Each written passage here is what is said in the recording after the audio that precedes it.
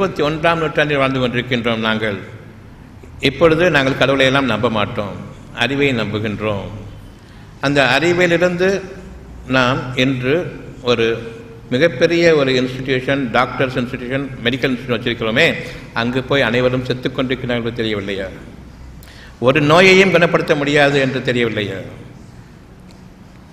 எனவே அவர்கள் ஒவ்வொரு உறுப்பையும் ஆபரேஷன் செய்கின்றார்கள். நோய் என்ற ஒன்று உறுப்பின் காரணமாக வருகின்றது. அந்த உறுப்பை ஆபரேஷன் செய்து எடுத்துவிடுங்கள், அந்த நோய் இருக்காது. எந்த நோயிலிருந்தும் நான் பாதுகாக்கப்பட வேண்டும் என்பதை இந்த அடிப்படையில் அமைப்பினால் பிறந்ததும் ஆளை கொண்டு விடுங்கள், அவர்களுக்கு நோய்களே இருக்காது. ஜடத்தை வைத்துக் கொண்டு வாடுங்கள், உறுப்புகளை நீக்கிக் கொண்டு வெறும் கூடுகளை வைத்து வாடுங்கள், எலும்பு கூடுகளை வைத்துக் கொள்ளுங்கள், இதுதான் என் குழந்தை என்று சொல்லிக்கொண்டு வாடுங்கள் என்று இவர்கள் கூறக்கூடிய அந்த நாள் வரும். தொடர்ச்சியாக அனுப்பப்பட்டுக் கொண்டிருக்கின்றன. எந்த நேரத்திலும் எந்த மூச்சிலும் அந்த ஒரு செய்தியை நான் கிரகிக்காமல், அந்த கிரகித்துக் கொண்டிருக்கிற நிலையில் தான் என்னுடைய வாழ்க்கை அமைந்து கொண்டிருக்கின்றது. கிரகித்துக் கொண்டிருக்கிற நிலையில் அந்த வாழ்க்கை அமையும் பொழுது நான் கிரகிக்காமல் தவறிவிட்டால் அந்த நேரம் மூச்சு நிற்கும். சத்தியம், அவனுடைய வாக்கு உங்களை வாழ வைத்துக் கொண்டிருக்கின்றது, உங்களுடைய மூச்சு அல்ல. இந்த காற்றில் மூச்சுக்கள் இந்த காற்றில் இருக்கின்றன. ஒவ்வொரு உயிர் மூச்சும் ஒவ்வொரு வகையான பிராணிகளை படைக்கூடியதாக இருக்கின்றது. அந்த காற்றிலிருந்து எனக்குரிய உயிர் மூச்சு என்னை அமைக்கின்றது. ஒரு கொசுவுக்கு அதுக்குரிய உயிர் வேறு தானே.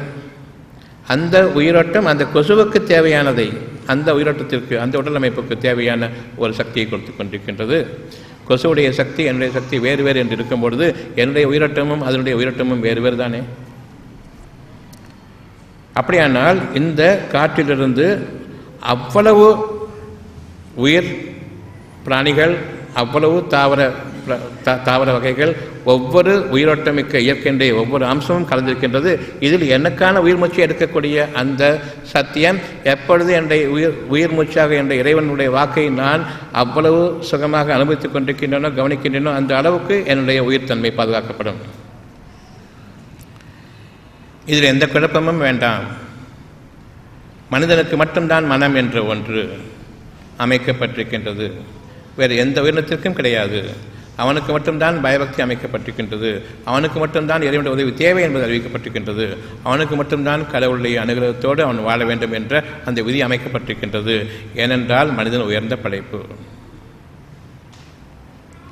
பிரித்து பார்க்கக்கூடியது அவனுக்கு மட்டும்தான். கொசுவோ யானையை பிரித்து பார்க்காது.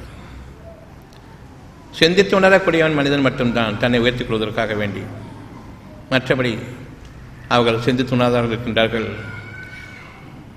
இப்பொழுது இறைவன் கூறுகின்றான் 77:20, நிச்சயமாக நாம் உங்களை ஒரு அற்பத்துளியிலிருந்து படைத்தோம், பின்னர் நாம் அதனை ஒரு பத்திரமான இடத்தில் உறுதியாக்கி வைத்தோம். 77:21 உறுதியாக்கி வைத்தோம். இவர்கள் ஆர்டிஃபிஷியல், நான் வெளியில் போயிட்டு கருத்தரித்துக் கொள்வேன், டாக்டர்கள் என்னை கருத்தரித்து வைத்து விடுவார்கள். அது எவனுடைய ஸ்பம், எவருடைய ஓவம் தெரியாது. பணத்துக்கு வேலை செய்பவர்கள் சத்தியத்துக்கு கட்டுப்படுவார்களா என்று கேட்டால் ஒரு காலம் கிடையாது. பணமா குணமா என்று கேட்டால் குணத்தை விட்டால் தான் பணம். அசத்தியத்தின் பாதையில் நான் சென்றால் மட்டும்தான் பணம். அந்த பணம் அந்த பாதைக்கு மட்டும்தான் வழிவகுக்கும். யார் பணத்துக்காக வேலை செய்கிறார்களோ அவர்களிடம் குணத்தை ஒரு காலம் பார்க்க முடியாது. அவர்களிடம் குணம் இருக்கிறது நம்புவதும் நான் எனக்கு நானே செய்து கொள்ளக்கூடிய ஏமாற்றுக்கு, அநியாயத்திற்கு ஒப்பானதாகும். நாமே அதை பத்திரமான இடத்தில் உறுதியாக்கி வைத்தோம். பின்னரும் கூறுகின்றான் ஒரு குறித்த காலத்தவணை வரை, 22 பின்னமும் கூறுகின்றான் ஒரு குறிப்பிட்ட காலத்தவணை வரை நான் அங்கு அவர்களுக்காக பத்திரப்படுத்தி வைத்திருக்கின்றேன். இவர்கள் குறிப்பிடுவார்கள், உங்களுக்கு டேட்டு இத்தனை நாள், அந்த டேட் வந்துச்சுன்னா என்கிட்ட வந்துடணும், ஒரு நாள் முந்தி போகக்கூடாது, என்கிட்ட வந்துடணும், நான் அதுக்கு முன்னாடியே அறுத்து எடுத்துருவேன், வலி வருவதற்கு முன்பாகவே. ஏன்னா எனக்கு அறுக்க தெரியும். குழந்தைய சுகமான பிரசவம் அமையறதுக்கு எனக்கு வழி தெரியாது. சுகப்பிரசவம் என்றால் அவங்களுக்கு பெரிய கம்பசூத்திரம் போச்சு, முடிஞ்சு. ஆனால் அவர்களுக்கு இருக்கக்கூடிய பயமெல்லாம் நீங்கிவிட்டது. கத்தி எடுத்து விட்டால் முடிந்து விட்டது. எதற்காக நான் இவர்களிடம் போராட வேண்டும்? இறைவனுக்கு பிரசவம் பார்க்க தெரியாது. இறைவனுக்கு கருத்தரிக்க வைக்கவும் முடியாது. ஆனால் கர்ப்பப்பையை இறைவன் தான் அமைத்தான். அந்த கர்ப்பப்பையையும் வெளியில் வைத்துக்கொண்டு டெஸ்ட் டியூப் பேபி என்று கூறுகின்ற உங்களுடைய பரிசோதனை கூடங்களில் குழந்தையை வளர்க்க வேண்டியது தானே. அதுக்கு பேர் test tube baby. Test tube வச்சுட்டு அதுலேருந்து ஸ்பெர்ம் அண்ட் ஓவம் ஒன்றா சேர்த்து உள்ளே வைக்கிறார். ஏன் உள்ளே வைக்கணும், வெளியே வைக்க வேண்டியது டேப்லெட்டில்?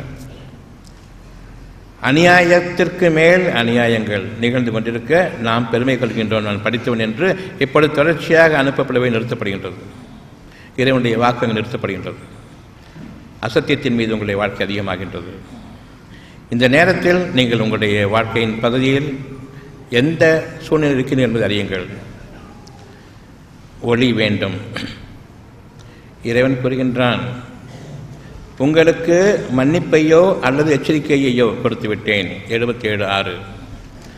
மன்னிப்பையோ அல்லது எச்சரிக்கையையோ கொடுத்து விட்டேன். நிகழ வேண்டியது நிகழ்ந்தே தீரும், நிகழக்கூடியதாக இருக்கின்றது. அடுத்த வாக்கு இறைவனிடமிருந்து வருகின்றது, நிகழ வேண்டியது நிகழ்ந்தே தீரும். இப்பொழுது இறைவன் கூறுகின்றான், நட்சத்திரங்கள் அழிக்கப்படும் பொழுது 77:8 அத்தியாயம் 77:8 நட்சத்திரங்கள் அழிக்கப்படும் பொழுது ஆக குறைவான வெளிச்சம் நட்சத்திரடைய வெளிச்சம் தான். ஆக குறைவான வெளிச்சம். சூரிய வெளிச்சமும் இருக்கின்றது, சந்திரனுடைய வெளிச்சமும் இருக்கின்றது. அந்த சந்திரன் அமாவாசையில் ஆகும் பொழுது நட்சத்திரங்களுடைய வெளிச்சம்தான் உங்களுக்கு அரசியல் பசலாக சில விஷயங்கள் தெரிய ஆரம்பிக்கின்றன. வெளியில் போகும்பொழுது அவ்வளவு நட்சத்திரங்களுடைய கூட்டங்களும் அந்த ஒளியை கொடுத்து கொண்டிருக்கின்றன. அந்த ஒளியில் நாம் வழிநடந்து செல்கின்றோம் இரவின் பாதைகளில். அந்த ஒளியும் நீக்கப்பட்டுவிடும். உங்களுடைய நிலை என்ன? சிந்தித்து பாருங்கள். ஒளியற்ற நிலை, இந்த கண்களுக்கு வேலையே கிடையாது என்று ஆக்கப்பட்ட பிறகு இது மட்டுமே வேலை செய்யும். அங்கோ இறைவனுடைய அருள் இல்லை. பீதி பிடித்துக் கொள்ளும். நான் பேயை பார்த்து பயப்படுவதாக இருக்க நானே பேயாக ஆகிவிட்டனோ என்ற நிலை ஏற்படும். வானமும் பிளந்து போகும். அதிலிருந்தாவது ஓரளவுக்கு ரெஃப்ளெக்ஷன் ஒளி உண்டு. வானமும் பிளந்து விட்டது. கரும் இருட்டுக்குள் நான் தள்ளப்பட்டு விட்டேன். உங்களுடைய நிலை என்ன என்பதை பாருங்கள். எந்த ஒளியும் மற்ற நிலையில் நீங்கள் ஆக்கப்பட்டு விட்டீர்கள். இதுவரையில் நீங்கள் உங்களை மலை போன்று எண்ணிக்கொண்டிருந்தீர்கள். 77:9 77:10 அவ்வளோ பெருமை இருந்தது. சின்ன பின்னமாக ஆகிவிடும் அந்த எண்ணம். ஒரே ஒரு நொடியில் பறக்கடிக்கப்பட்டுவிடும் மலைகள். நீங்கள் மலைகளாக எண்ணிக்கொண்டிருக்கின்றீர்கள் உங்களை. அவ்விதமாக அல்ல. உங்களுடைய இறைவனை நீங்கள் அஞ்சிக் கொள்ளுங்கள். தூதர்களுக்காக நேரம் குறிப்பிடப்பட்டுவிட்டது. உங்களுக்கான நேரம் அந்த நாளில் குறிப்பிடப்பட்டுவிட்டது. தீர்ப்புக்காக அந்த குறிப்பிட்ட காலம் வரையில் நீங்கள் வாழ்ந்தாக வேண்டும். இப்பொழுதும் வேகமாக வீசிக்கொண்டிருக்கின்றது. மன்னிப்பை கேளுங்கள், மன்னிப்பை கைகொள்ளுங்கள், நம்பிக்கை கொள்ளுங்கள், நம்பிக்கையை கேளுங்கள். நீங்கள் நம்ப முடியாது, நம்பிக்கையை கேளுங்கள் என்று. அவனுடைய அனுமதி இல்லாமல், உங்களுடைய பிரார்த்தனை இல்லாமல் உங்களால் நம்பிக்கை கொள்ள முடியாது என்பதை அறிந்து கொள்ளுங்கள். அந்த அளவுக்கு கேடுகள் மிஞ்சிவிட்டன. மனிதர்களுடைய வழிமுறைகளில் நான் சிக்கி சீரழிந்து கொண்டிருக்கின்றேன். உங்களுக்காக உங்களுடைய இறைவன் இப்பொழுதும் அந்த மூச்சு வெறும் மூச்சு காற்றல்ல, அவனுடைய வாக்கு உணர்வாக இறங்கிக் கொண்டிருக்கின்றது. நன்மையும் தீமையும் பிரித்தறியக்கூடிய நேரம் இது. உங்களுடைய இறைவன் பக்கம் நீங்கள் இப்பொழுது திரும்ப வேண்டும். உங்களுடைய கோயில்களையும் மசூதிகளையும் சர்ச்சுகளையும் விட்டு விலகி, உங்களுடைய பூசாரிகளை விட்டும் விலகி உங்களுடைய இறைவன் பக்கம், உங்களுடைய தூதர்களின் பக்கம் திரும்புங்கள். வானவர் தூதர்கள் உங்களுக்காக உங்களுடைய இறைவனுடைய செய்தியை அறிவித்துக் கொண்டிருக்கின்றார்கள். இங்கு ஒவ்வொரு மூச்சிலும் அவனுடைய வாக்கு. உங்களுடைய வாழ்நாள் 1000 100 ஆண்டுகள் இருந்தாலும் சரி, ஒவ்வொரு மூச்சிலும் அவனுடைய வாக்குகள் தொடர்ச்சியாக இறங்கிக் கொண்டிருக்கின்றன. நன்மை தீமைகளுக்கிடையே நீங்கள் அல்லல்பட வேண்டாம். தீமையை ஒதுக்குங்கள், நன்மை வேண்டும் என்று விரும்புங்கள், அவ்வளவுதான். உங்களிடமிருந்து அவன் நன்மையை செய்ய சொல்லவில்லை. நீங்கள் உயிர் வாழ சொல்லவில்லை. உயிரை அழித்துக் கொண்டிருப்பவன் அவன். அந்த உயிருக்கு ஊட்டம் அளிப்பது உங்களுடைய எண்ணம். அந்த எண்ணம் சுகமான எண்ணமாக இருக்கட்டும். அந்த எண்ணத்தின் மீது நீங்கள் நம்பிக்கை கொள்ளுங்கள். அது சுகமான உயிரோட்டத்தில் இருக்கக்கூடிய அந்த வாழ்க்கை உங்களுக்காக ஆரம்பமாக இருக்கின்றது, தடைத்தோங்க இருக்கின்றது. நம்பிக்கையிலிருந்து ஒருபோதும் நீங்கள் கீழே இறங்கிவிடக்கூடாது. சத்தியத்தின் மீதுமே மட்டுமே நம்பிக்கை கொள்ளுங்கள். மனித அறிவின் மீது நம்பிக்கை கொள்ளாதீர்கள். மனித அறிவு உங்களுக்கு குழப்பங்களை விளைவிக்கும். இறைவனுடைய ஞானங்கள் உங்களுக்கு தெளிவை கொடுக்கும். சிந்தித்துணர்வு மீது சத்தியமாக தெளிவின் மீது நான் வாழ்ந்து கொண்டிருக்கும் பொழுது எனக்கு துன்பங்கள் நிகழுமா என்று கேட்டால் பதில் என்ன? நான் தெளிவின் மீது வாழ்ந்து கொண்டிருக்கும் போது எனக்கு குழப்பங்கள் இல்லாத நிலையில் இதுதான் சரி என்று இறுதி வரையில் பாதையை அது அறிவிக்கக்கூடிய இந்த தெளிவும் ஞானமும் வேண்டுமா வேண்டாமா என்று கேட்டால் வேண்டும். அப்படி என்றால் மனிதர்களுடைய அறிவு குழப்பங்கள் இப்படி இருக்கலாம், அப்படி இருக்கலாம், இதை பார்க்கலாம், அதை பார்க்கலாம், காலங்களும் முடிந்து போகும். ஆனால் இவர்களுடைய குழப்பங்கள் தொடர்ந்து கொண்டிருக்கும். யார் காலத்தை பொய்ப்பிக்க முற்படுகின்றானோ நிச்சயமாக அவனை அடைந்து விடுவான். தீர்ப்புக்குரிய நாள் நெருங்கிவிட்டது. நம் அனைவருக்குமே எச்சரிக்கை அங்கு இருக்கின்றது. எச்சரிக்கையை பயப்படுவோருக்கு இது சத்திய சோதனை. விலகுங்கள். உங்களுடைய கேடுகளிலிருந்தும் நீங்களாக அமைத்துக் கொண்டிருக்கிற உங்களுடைய பாதுகாப்பிலிருந்தும் விலகிக் கொள்ளுங்கள். நிச்சயமாக உங்களுடைய இறைவன் ஒரு குறிப்பிட்ட காலத்திற்கு அதனை பிற்படுத்தியிருக்கின்றான். அந்த எச்சரிக்கை உங்களிடம் நிகழாமல் ஒரு குறிப்பிட்ட காலத்திற்காக உங்களுக்கு பிற்படுத்தப்பட்டிருக்கின்றது. எந்த நாள் வரை? அந்த நாளில் நீங்கள் எந்த உதவியும் பெற்றுக்கொள்ள மாட்டீர்கள். அந்த நாள் வந்துவிட்டால் அனுபவிக்க வேண்டியிருக்கும் இறுதி வரை. இப்பொழுது உங்களுடைய கவனிக்க வேண்டும். நான் அற்பத்திலிருந்து படைக்கப்பட்டேன். பிறகு பத்திரமாக உயிரோட்டமுள்ள ஒரு இடத்தில் நான் உறுதியாக்கப்பட்டேன். 77, 20, 21 குறிப்பிட்ட காலம் வரையில் நிச்சயமாக அதனை நான் ஏற்றுக்கொண்டேன்.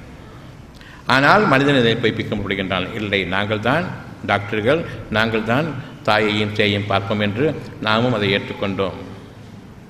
முன்னவர்கள் அடிக்கப்பட்டது உங்களுக்கு தெரியும்.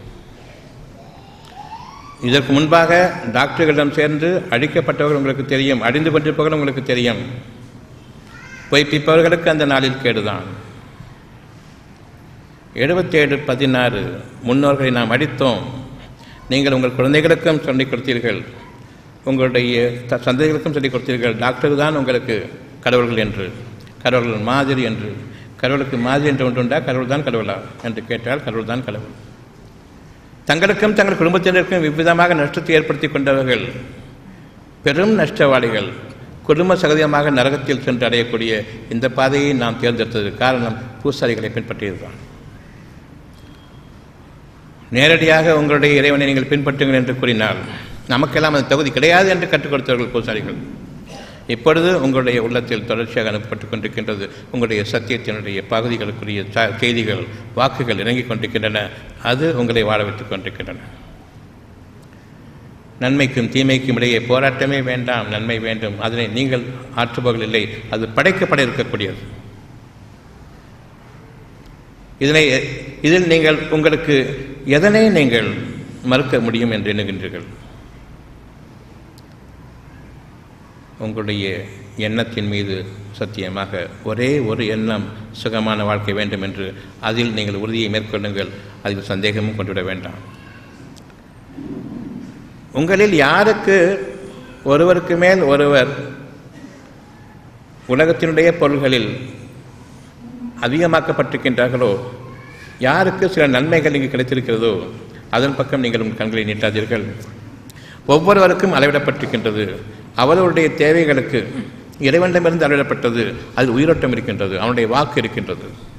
எனக்காக கொடுக்கப்பட்ட ஒன்று, உங்களுக்காக கொடுக்கப்பட்ட ஒன்று, ஒவ்வொருவருக்கும் தனித்தனியாக ஒவ்வொரு உலகத்தினுடைய பொருள்களிலிருந்து கொடுக்கப்பட்டிருக்கின்றது. அளவின்படி, அவர்களுடைய உயிரோட்டத்தின் அளவின்படி. நான் சுகமாக வாழ வேண்டும் என்றால் எனக்கு எவ்வளவு சாப்பாடு சாப்பிட்டா போதும், இவ்வளவு சாப்பாடு சாப்பிட முடியாது. அப்படி இருக்கும் பொழுது இவ்வளவு பணம் வைத்துக்கொண்டு நான் வாழ வேண்டும் என்று விரும்புகின்றீர்கள். இறைவன் கூறுகிறார், இல்லை, இவ்வளவு பணம் போதும், இது உங்களுக்கு உயிரோட்டத்தை கொடுக்கும் என்று. ஆனால் எனக்கு பணம் அதிகமாக வேண்டும். அப்படி என்றால் உங்களுடைய இயற்கைக்கு விரோதமாக செயல்படுகின்றீர்கள். இறைவன் உங்களுக்காக அளவிட்டான் ஒரு உணவு. அந்த உணவு அளவை நீங்கள் மீற முடியாது. கடும் துன்பத்திற்குள்ளாவீர்கள் உங்களுடைய வயிற்று உபாதைகளின் காரணமாக. எனக்கு போதும் போதும் என்று சொல்லக்கூடிய அளவுக்கு. ஆனால் பணம் என்றால் போதும் போதும் என்றில்லை, பணமானால் கூட எனக்கு வேணும் வேணும் என்று சொல்லக்கூடிய அளவுக்கு நாம் அதனை ஆக்கிக் கொண்டிருக்கின்றோம். இது இயற்கைக்கு விரோதமானதா இல்லை என்று கேட்டால் நிச்சயமாக கண்டிப்பாக விரோதமானது. அப்படி என்றால் இந்த போக்கிலிருந்து நாம் விலக வேண்டுமா? விலகக்கூடாது, விலகாக வேண்டும். எனக்கான நேரம் குறிப்பிடப்பட்டு விட்டது, அஞ்சிக் கொள்ளுங்கள். எனவே எனக்கு எச்சரிக்கையும் மன்னிப்பும் மாறி மாறி வந்து கொண்டிருக்கின்றன. இந்த எச்சரிக்கை என்பது உங்களுக்கு வர வேண்டியது நிகழ்ந்த தீரும் என்று இறைவன் கட்டளையிட்டிருக்கின்றான். 77:7 உங்களுக்காக வாக்களிக்கப்பட்டது, உங்களிடம் நிகழ்ந்தே ஆக வேண்டியிருக்கின்றது. பயந்து கொள்ளுங்கள். இதற்கு பெயர் பயபக்தியும் உள்ளட்சமும். தொடர்ச்சியாக உங்களுக்கு அனுப்பப்பட்டிருக்கின்றது.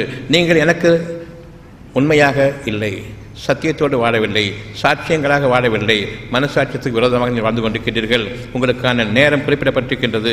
அது எந்த விதத்தில் அமையும் என்று தெரியாது. அதற்கு முன்பாக உங்களுக்கு கவலையும் பயமும் ஏற்பட்டுவிட்டன. இனம் புரியாத கவலையும் பயமும். இதனை இனம் காண முடியாது. அது வந்துவிட்டால் நீங்கள் தடுப்பவர்கள் இல்லை. எச்சரிக்கை நெருங்கிக் கொண்டிருக்கின்றது, பயம் அதிகமாகிக் கொண்டிருக்கின்றது, வேகமாக வீசிக் கொண்டிருக்கின்றது. எப்பொழுதாவது நம்புங்கள், மனிதர்களை விட்டு விலகுங்கள், எனக்கு இணையாக பூசாரிகளையோ மனிதர்களையோ டாக்டர்களையோ ஆக்காதீர்கள், நான் ஒருவன் தான் என்று. இணை வைக்கக்கூடிய பாவங்களிலிருந்து விலக வேண்டும். முதலில் என்னுடைய கஷ்டம் தீர வேண்டும் என்றால் இணை வைக்கக்கூடிய பாவத்திலிருந்து விலக வேண்டும். இறைவனுக்கு நிகராக எவனும் இல்லை, எதுவும் இல்லை. இனி என்னுடைய வாழ்க்கை மன்னிப்பிற்குரிய வாழ்க்கையாக மாற ஆரம்பிக்கிறது. இனி என்னுடைய வாழ்க்கை எந்த வாக்கின் மீது நான் அமைந்திருக்கின்றனோ அந்த வாக்கை உறுதிப்படுத்தக்கூடிய வாழ்க்கையாக அந்த திசையின் பக்கம் திரும்பிவிட்டது. நான் என்னுடைய நெஞ்சத்தோடு கலந்திருந்தால் தவிர எனக்கும் என் இறைவனுக்கும் இடையே எவனும் எதுவும் கிடையாது. அவ்வளவுதான். இன்று நான் சுகமாக வாழ வேண்டும் என்று எண்ணும் பொழுது மனிதர்களிடம் நான் சுகமாக வாழ வேண்டும் என்று கூறினால் உனக்கு இது ஒரு கேடான்னு கேட்பாங்க. நாங்களே இவ்வளோ கஷ்டப்பட்டுருக்கிறோம், நீ எங்கள் சுகமாக வாழறதுக்கு என்கிட்ட கேட்குறியா? அந்த நிமிடமே நான் இணை வைப்பின் காரணமாக அவர்களுடைய ஏச்சுக்கும் பேச்சுக்கும் இன்னும் நான் சுகத்தை அடைந்துவிடக்கூடாதே என்று அவர்கள் என்னை எங்கு சென்றாலும் கவனித்துக் கொண்டிருப்பார்களே, அவர்களுக்கு பெரும் மன வருத்தத்தை கொடுக்கும். அப்படிப்பட்ட ஒரு சூழ்நிலை கவனித்துக் கொண்டிருப்பார்கள். வாயை திறக்க வேண்டாம். நன்மைகளுக்கு உரிய அந்த பாதையின் பக்கம் நான் திரும்புகின்றேன். பின்னர் வாயை கொண்டு மனிதர்களிடம் இந்த வாழ்க்கை எனக்கு வேண்டும், இதன்பால் நான் முயற்சி செய்து கொண்டிருக்கின்றேன் என்று கூற வேண்டாம். உங்களுடைய முயற்சி எதுவுமே கிடையாது, விருப்பம் மட்டும்தான். அந்த விருப்பத்தில் வாழும்பொழுது இறைவனுடைய முழுமையான துணை இருக்கின்றது. இப்போ டாக்டர் சொன்னாங்க அவங்களுடைய ஒரு விஷயத்தை 32 லட்ச ரூபா தந்தால் தான் நான் ஏற்றுப்பேன். ஆனால் உள்ளத்தில் அந்த செய்தி தொடர்ச்சியாக அனுப்பப்பட்டு கொண்டிருக்கின்றது. இப்பொழுது கையில் 16 இருக்கின்றது, எடுத்து செல்லுங்கள். இவர்களுடைய வக்கீலும் எதிர்த்தரப்புடைய வக்கீலும் கூட இதெல்லாம் சாத்தியமில்லை, அவர்கள் ஒத்துக்கொள்ளவே மாட்டார்கள். ஆனால் இங்கு வீசிக்கொண்டிருக்கிறது, என்னிடமே கேளுங்கள், என்னை தவிர எவரையும் நம்ப வேண்டாம், எனக்கு நிகராக எதுவும் இல்லை, எவனும் கிடையாது, எந்த ஜட்ஜும் கிடையாது, எந்த வக்கீலும் கிடையாது, எந்த பார்ட்டியும் கிடையாது, என்னை நம்புங்கள். இவர்களுடைய மகன் ரொம்ப குறைவாக இருக்குது, 14 ரூபா, இன்னொரு 4 ரூபாய் அப்படியே கடன் வாங்கிட்டு போயிடலாம், ஓரளவுக்காவது அவங்க ஒத்துப்பாங்க. ஆனால் இங்கோ யாரும் வேண்டாம், இருப்பதை சத்தியத்தை கொண்டு போவோம். அவர்கள் அநியாயத்தில் ஒரு நஷ்டம் ஏற்பட்டுவிடக்கூடாது என்று அவர்கள் இருக்கின்றார்கள். நான் நியாயத்தில் ஒரு நஷ்டம் ஏற்பட்டுவிட்டால் பரவாயில்லை, இறைவனுக்காக நான் பொறுத்துக் கொள்கின்றேன். அந்த 16 எடுத்துக்கொண்டு போகும்பொழுது அங்கே உள்ள ஜட்ஜு கேட்குறாரு, காசு கொண்டு வந்திருக்கீங்களா? ஆமாம். எங்கே இருக்குது? வச்சிருக்கீங்களா? அவ்வளோ தூரத்துக்கு நம்ப முடியல, இருக்குது. அந்த நிமிடமே எதிர்த்தரப்பினை கூப்பிட்டு வாங்கிக்கிறியா இல்லையான்னு கொடுத்ததை வாங்கிக்கிறியா இல்லையா? யார் வேலை செய்து கொண்டிருப்பது இங்கு? சத்தியத்தின் அடிப்படையில் எவனையும் நம்பவில்லை. எல்லோரும் ஏற்றுக்கொள்ள மாட்டார்கள் என்று கூறினார்கள். ஆனாலும் முதல் தடவையாக கேட்கும் பொழுது எதிர்த்தரப்பினுக்குள்ள 32 லட்சம் ரூபாய்க்கு ஒரு பைசா குறைய மாட்டேன்னு அவ்வளோ உறுதியாக சொன்னவர் 16க்கு ஓட்டு போய்விட்டார். பின்னர் அவர்கள் ரொம்ப குறைவாக இருக்குது, 20ஆவது கொடுங்க. இப்பொழுது இறைவன் கொடுக்கின்றான், விட்டு கொடுத்தல் பயபக்திக்கு நெருக்கமானது, கொடுங்கள். எனவே அதற்கு ஒப்புக்கொண்டாகிவிட்டது, காரியமும் முடிந்தது. நேர்மையான இறைவனுடைய வாக்கும் அங்கு நிறைவேறியது. அவருடைய மகனுக்கும் இது ஒரு அழகான அத்தாட்சி. எவனையும் நம்பக்கூடாது. இனி இறைவன் ஒருவன் நமக்கு போதுமானவன் என்ற அந்த எண்ணம் இருக்கும் பொழுது நான் மனிதர்களையும் நம்பிக்கை கொண்டிருக்கின்றேன், அவர்களுடைய உதவியும் தேவை என்று என் பலகீனம் கூறிக்கொண்டிருக்கின்றது, நீ என்னை பாதுகாத்து உறுதிப்படுத்துவாயாக என்று கேளுங்கள். நிச்சயமாக இறைவன் அந்த பிரார்த்தனையை அழகான முறையில் ஏற்றுக்கொள்வான். அவனை மட்டுமே நம்பி அவனிடமே உதவி கேட்டதன் காரணமாக என்னுடைய உண்மை நிலையை அவன் அறிந்திருக்கின்றான். நான் உண்மை நிலையை இறைவனிடமே கூறுகின்றேன், நீ அறியாதவன் இல்லை. சகலவற்றின் மீதும் நீ ஆட்சி படைத்தவன், சகலவற்றின் மீதும் நீ அதிகாரம் படைத்தவன். உன்னை தவிர எனக்கு பாதுகாவலனோ உதவியாளனோ இல்லை என்று இப்பொழுது நீங்கள் கொல்லும் பொழுது உள்ளத்தில் இருக்கக்கூடிய அவ்வளவு அச்சமும் நீங்கிவிடும், எச்சரிக்கை நீங்கிவிட்டது. மன்னிப்பு அங்கு அதிகமாகும் பொழுது மனம் அமைதி அடைகின்றது. இந்த அமைதியை நீங்கள் இறைவனுடைய வாக்காக ஏற்றுக்கொள்ள வேண்டும். இனி இந்த அமைதிக்கு நிகராக வேறு எந்த ஒரு அருளும், இதற்கு நிகராக எந்த ஒரு கொடையும் கிடையாது இறைவனிடமிருந்து. இன்று நாம் நம்மை பாதுகாத்துக் கொள்ள வேண்டியது, மனிதர்களில் சிலரை யாரை விட இறைவன் அதிகமாக்கியிருக்கின்றானோ சில விஷயங்களில் அதன்பால் நீங்கள் உங்கள் கண்களை செலுத்தாதீர்கள். அத்தியாயம் 4:32. உங்களில் யார் யாரை விட அதிகமாக இருக்கின்றார்களோ இறைவன் அளந்து கொடுத்தது, அது உங்களுக்குரியதல்ல, நீங்கள் அதன் பக்கம் கண்களை செலுத்தாதீர்கள். ஆண்களுக்கு அவர்கள் செய்த பங்குண்டு, பெண்களுக்கு அவர்கள் சம்பாதித்த பங்குண்டு. அவனிடம் அருளை கேளுங்கள். ஒவ்வொரு பொருளிலும் அவனுடைய வாக்கு அங்கு இருக்க வேண்டும். அது நிரந்தரமான பலன்களை கொடுத்து கொண்டிருக்கும். ஜடப்பொருள்களுக்கு உயிரிழப்பவன் அவன்தான். ஆனால் நீங்கள் உயிருள்ள பொருள்களை நீங்கள் அநியாயமாக பெறும்போது அந்த உயிருள்ள பொருள் உயிரற்றதையும் வெளிப்படுத்தும் அவன்தான். அது உங்களுக்கு பெரும் கேடாக இருக்கும். ஒரு பொருள் வாங்கினா கூட இது எனக்காக அமைஞ்சது மாதிரி இருக்குது, எனக்காக இது வேலை செய்யுதுன்னு சொல்லக்கூடிய அந்த மாதிரியான கேள்விகளை பேச்சுகளும் கேட்டிருக்கின்றோம். எனக்கே அமைஞ்ச மாதிரி இருக்குது ஒரு ஜடப்பொருள். காரணம், அது சத்தியத்தை கொண்டு இறைவன் அளந்து கொடுத்ததில் நீங்கள் எந்த விதமான பெருமையும் பாராட்டாமல், உங்களுடைய பொறாமையும் இல்லாமல், இன்னும் அதிகமாக வேண்டும் என்ற எண்ணமும் இல்லாமல் ஏற்றுக்கொண்டீர்களே, அதற்காக அது உங்களுக்காகவே அமைந்தது போன்று வாழ்க்கையை இன்று நாம் ஆரம்பம் செய்ய இருக்கின்றோம். தொடர்ச்சியாக அனுப்பப்படுபவை மீது சத்தியமாக 77:1. வேகமாக நெருங்கி வரக்கூடிய வேதனை வரும்பொழுது வேகமாக வீசுகின்றான். மன்னிப்பை நீங்கள் மேற்கொள்ளுங்கள், அமைதி அடையுங்கள், பொறுமை அடையுங்கள். 77:2. உங்களுடைய இறைவன் உங்களுக்கு நெருக்கமாக இருந்து பரவலாக நிகழ்ந்து கொண்டிருக்கிற நிகழ்ச்சிகளை பாருங்கள் என்று உங்களுக்கு முன்பாக அவன் தன்னுடைய அத்தாட்சியையும் காட்டுகின்றான். அவ்வளவு பேரும் எவ்வளவு அறக்கப்பறக்க இருக்கின்றார்கள், பெருமூச்சு விட்டுக்கொண்டு தங்களுடைய வாழ்க்கையை எப்படி சின்னாமனை குறித்து உட்படுத்திக் கொண்டிருக்கின்றார்கள் என்று நம்பாதன் காரணம் பாருங்கள் என்று நமக்காக உறுதிப்படுத்துகின்றான். அமைதியை மேற்கொள்ளுங்கள் என்று. இப்பொழுது நான் அமைதியை மேற்கொள்கின்றேன், ஏற்றுக்கொண்டேன், ஒவ்வொரு வாக்குக்கும் ஏற்றுக்கொண்டேன் என்று கூறும் பொழுது வேறுபடுத்தி காட்டுகின்றான். நீங்கள் எனக்கு விரோதமாக இருக்கின்றீர்கள், எனக்கு இணை வைக்கின்றீர்கள், இணைவிக்கும் பாவத்திலிருந்து விலகுங்கள் என்று. எனக்கு பதிலாக மனிதர்களுடைய அறிவையும் விளைவிக்கின்றீர்கள், அவர்கள் குழப்பமானவர்கள், நான் தெளிவை கொடுத்து கொண்டிருப்பவன். தெளிவை கொடுத்த பிறகு குழப்பத்தை கொண்டு யார் ஆக்கி கொண்டிருக்கிறார்களோ அவர்கள் தங்களுக்கு தாங்களே அநியாயம் செய்து கொண்டவர்கள். இந்த போக்கில் நீங்கள் செல்ல வேண்டாம். சிந்தித்து உணருங்கள். குழப்பங்கள் நீக்கப்பட்ட நிலையில் தெளிவை இன்னும் அதிகமாக தெளிவாக்கிக் கொள்ளுங்கள். சிந்தித்து உணருங்கள். 77:5. உங்களுக்கு மன்னிப்பையும் எச்சரிக்கையும் கொண்டு நான் உங்களுடைய உள்ளத்தில் நான் பேசிக்கொண்டிருக்கின்றேன். உணர்வாக உங்களுக்கு இரண்டுமே வாக்களிக்கப்பட்டு விட்டது. நீங்கள் எதனை தேர்வு செய்து கொண்டிருக்கின்றீர்களோ அது உங்கள் மீது நிகழக்கூடியதாக இருக்கின்றது. மன்னிப்பை நீங்கள் தேர்வு செய்தால் நிச்சயமாக அந்த உள்ளத்தில் இருக்கக்கூடிய அச்சத்தை நீக்கிவிடுகின்றேன். எச்சரிக்கை நீக்கப்படுகின்றது. அமைதி. பின்னர் நீங்கள் பெருமை கொள்ளாதீர்கள். மனிதர்களை எனக்கு இணைவிக்கூடாது என்று இருக்கும் பொழுது மற்ற மனிதர்களை நீங்கள் உங்களுக்கு ஈடாக ஆக்கி அவர்களை உங்களுக்கு பயப்பட செய்ய வேண்டாம். நீங்கள் எனக்கு இணையாகிவிட்டீர்கள். இப்பொழுது பெருமை கொள்ள வேண்டாம். பணிவை மேற்கொள்ளுங்கள். உங்கள் மீது நிகழ வேண்டிய இறைவனுடைய மன்னிப்பும் கருணையும் அன்பும் அவனுடைய ஆறுதலும் ஆதரவும் பேரற்கொலையும் விதிக்கப்பட்டுவிட்டன. இனி வாழ்நாள் முழுமைக்கும் உங்களுக்கும் உங்கள் குடும்பத்தினருக்கும் சந்ததிகளுக்கும். அவ்வாறில்லை எனில் நட்சத்திரங்கள் அடிக்கப்பட்டுவிடும். நிச்சயமாக உங்களுடைய முன்னோர்களுக்கு நிகழ்ந்தது உங்களுக்கு நிகழும். எந்த ஒளியையும் நீங்கள் காண மாட்டீர்கள். வானமும் பிளந்துவிடும். உங்களுடைய பெருமை மலை போன்று நீங்கள் இருக்கின்றீர்கள் என்று எண்ணிக்கொண்டிருக்கின்றீர்கள். பறக்கடிக்கப்படுவீர்கள், சின்னாபின்னப்படுத்தப்படுவீர்கள். அஞ்சிக் கொள்ளுங்கள். இறைவனை யார் என்று எண்ணிக்கொண்டீர்கள்? தூதர்களுக்கு நேரம் கொடுக்கப்பட்டதாக ஆகிவிட்டது. ஒரு குறிப்பிட்ட வேலைக்காக காத்திருக்கின்றார்கள். அந்த நேரம் நிகழும் பொழுது பொய்ப்பித்தவர்களுக்கு அந்த நாளில் கேடுதான். நாம் என்று நம் இறைவன் பக்கம் திரும்புகின்றோம். நம் இறைவன் நம்மை பாதுகாக்க போதுமானவன் என்று இந்த அத்தியாயத்தில் 77 முதல் 15 வரையில் உங்களுடைய வாழ்க்கையை இன்று நீங்கள் அமைத்துக் கொள்ளுங்கள். எந்த ஒன்றிலிருந்தும் நீங்கள் மறக்கப்பட்டவர்களாக ஆகிவிட வேண்டாம். நீங்கள் உங்களுடைய கோயில்களையும் மசூதிகளையும் சர்ச்சுகளையும் விட்டு உங்களுடைய உள்ளத்தின் பக்கம் திரும்புங்கள். இறை சன்னிதானத்தினுடைய ஒரே அமைப்பு இது ஒன்றுதான். வேறு எவரும் உங்களுக்கு இறைவனை அறிவிக்கக்கூடாது என்று ஒருவனை தவிர. நிச்சயமாக நம்முடைய இறைவன் நம்முடைய பிரார்த்தனை ஏற்றுக்கொண்டான். நமக்கு அவன் போதுமானவனாக இருப்பான். நம்முடைய வாழ்க்கை நீங்களும் உங்கள் குடும்பத்தினரும் நோய் நொடியற்ற ஆரோக்கியமான மன அமைதியான வாழ்க்கை வாழ ஆசையா? நாட்பட்ட தீராத நோய்களிலிருந்து மருந்து மாத்திரை ஊசி இல்லாமல் குணமடைய ஆவலா? அப்படியானால் இன்றே வாங்கி படியுங்கள். டாக்டர் பஸ்லூர் ரஹ்மான் அவர்கள் எழுதிய உடல் நலம் மனநலம் காத்து ஆரோக்கிய வாழ்க்கைக்கான முத்தான 15 மருத்துவ களஞ்சியம். அருமையான புத்தகங்கள் இதோ. எளிமையான முறையில் அக்குபஞ்சர் கற்றுக்கொள்ள உதவும் அருமையான புத்தகம் புதிய அக்குபஞ்சர் உங்களுக்காக. ஆசிரியர் டாக்டர் பஸ்லூர் ரஹ்மான் அவர்கள். படித்து நடைமுறைப்படுத்த வேண்டிய அரிய புத்தகம். விலை ரூபாய் 400. நோய்களிலிருந்து பாதுகாத்துக் கொள்ள உதவும் மருத்துவ களஞ்சியம். மருந்துகளால் வரும் நோய்கள்.